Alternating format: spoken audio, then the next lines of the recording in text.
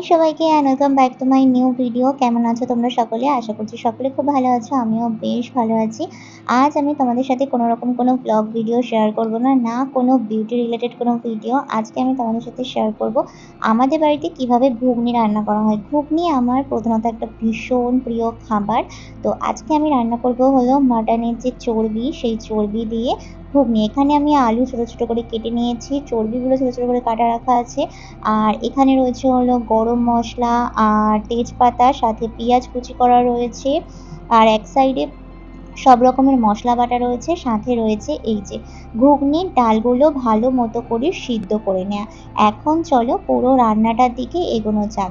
আর প্রথমেই বলে রাখি, আমার এই কড়াইটাকে নিয়ে কেউ জাজ করতে বসো না। আমরা এই কড়াইটাতে প্রধানত কাঠে রান্না করি বলে এই কড়াইটার এরকম অবস্থা হয়ে গিয়েছে।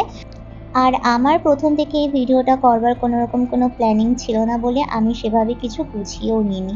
তো যাই হোক, দেখো প্রথমেই হলো কড়াইয়ে ভালো মতো সর্ষের তেল দিয়ে নিয়েছি, আর তারপরে তেজপাতা আর গোটা গরম মশলা ফোড়ন দিয়ে এখানে কুচি করে রাখা যে পেঁয়াজ রেখেছিলাম আমি, সেই পেঁয়াজটা দিয়ে দিলাম। দিয়ে এখন এই পেঁয়াজটাকে একটু ভালোভাবে ভেজে নেব। একটু হালকা লাল লাল হওয়া অবধি আমি অপেক্ষা করব, বেশি কিন্তু ভাজবো না। আর আমরা কিন্তু জাতে বাঙাল, আর আমরা প্রচুর ঝাল খাই। তোমরা এই পুরো রান্নাটা দেখলেই বুঝতে পারবে কীরকম পরিমাণে ঝাল দিয়ে আমরা প্রতিটা রান্নায়। দেখো পেঁয়াজটা কিন্তু আমার হালকা গোল্ডেন কালার হয়ে এসেছে।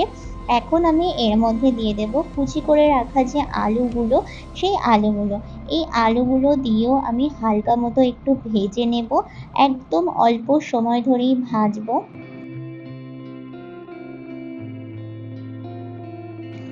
এখন দেখো আমি বেশ ভালো করে বেশ কিছুক্ষণ সময় ধরে ভেজে নিয়েছি। এইবার আমি কুচি করে রাখা যে চর্বিটা ছিল, সেই চর্বিটাও আমি এর মধ্যে দিয়ে দিয়েছি।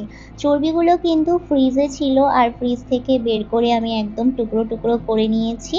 আর এখন এই চর্বিটা দিয়েও কিন্তু ভালোভাবে ভেজে নেব। আর চর্বিটা দেওয়ার সাথে সাথে দেখো কড়াইয়ে আরও কত তেল বেড়ে গিয়েছে। আর তারপরে কিন্তু আমি এর মধ্যে দিয়ে দেব বেটে রাখা মশলা। এখানে কিন্তু শুকনো লঙ্কা এবং কাঁচা লঙ্কা দুই ছিল, সাথে পেঁয়াজ, আদা, রসুন এটাও ছিল, জিরে ধনেও ছিল। তো আমরা বেশিরভাগ সময় গুঁড়ো মশলার বদলে বাটা মশলাই খাই। আমাদের বাড়িতে বাটা মশলার প্রচলনটাই বেশি আছে। আর দেখো তার মধ্যে আমি একটু লঙ্কার গুঁড়োও দিয়েছিলাম, দিয়ে কিন্তু একদম ভালোভাবে এটাকে এখন কষিয়ে নিচ্ছি। অল্প অল্প জলও দিয়েছিলাম। এইবার দেখো আমি এর মধ্যে দিয়ে দেবো কয়েকটা চই ঝাল। ওই যে বললাম আমরা বাঙাল, আমরা প্রচুর ঝাল খাই। তো এই দেখো চই ঝালও একদম সুন্দর মতো দিয়ে এখন আমি এখানে ভালোভাবে নাড়িয়ে নিচ্ছি।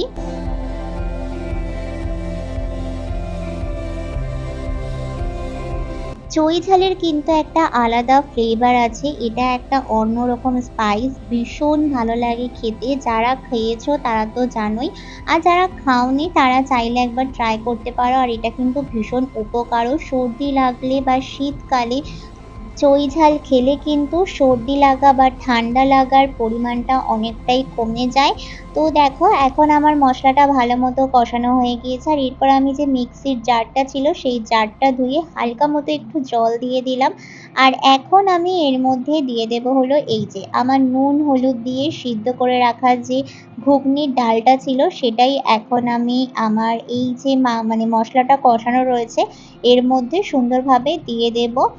আর এইটা দিয়ে দেওয়ার পরে কিন্তু আর সেরকম বেশি কোনো কাজ নেই। এই যে আমি এখন এই ডালটা ভালো মতো দিয়ে দিলাম, আর এখন এটা আমি ফুটতে ছেড়ে দেব। এটা ফুটে উঠলেই কিন্তু আমাদের ঝাল ঝাল ঘুগনি রেডি। আমি তো ঘুগনি খেতে ভীষণ পছন্দ করি, বাইরে খেলে আমার ঠিক পোষায় না, কারণ মন মতো হয় না আমার যেন। তাই আমরা বেশিরভাগ সময় ঘরেই বানিয়ে খাই। তো আজকের ভিডিও ছিল এত অবধি। আমার ঘুগনি রান্নার প্রসেসটা কেমন লাগলো অবশ্যই জানিও। দেখা হবে পরের ভিডিওতে। তো চলো আজকের মতো টাটা।